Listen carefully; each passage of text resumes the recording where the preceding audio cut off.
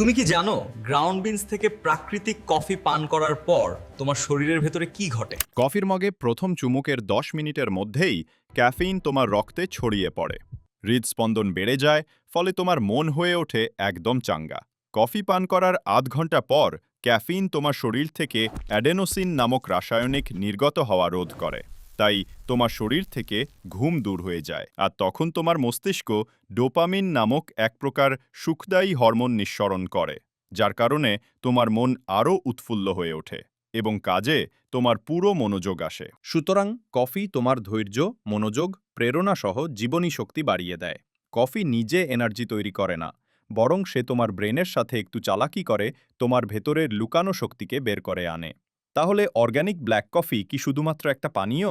না, এটা একটা ম্যাজিক লিকুইড যা তোমাকে সবসময় শক্তিশালী রাখে। এখন বলো, কোন পদ্ধতিতে বানানো এই ম্যাজিক লিকুইড তোমার পছন্দ? এসপ্রেসো, মোকাপট, ফ্রেঞ্চ প্রেস, নাকি পোর ওভার, নাকি চিনিমুক্ত মিল্ক কফি? আর যদি তুমি কফি লাভার হয়েও অর্গানিক ব্ল্যাক কফি দিয়ে এখনও শুরু না করে থাকো, তবে আজই শুরু করো।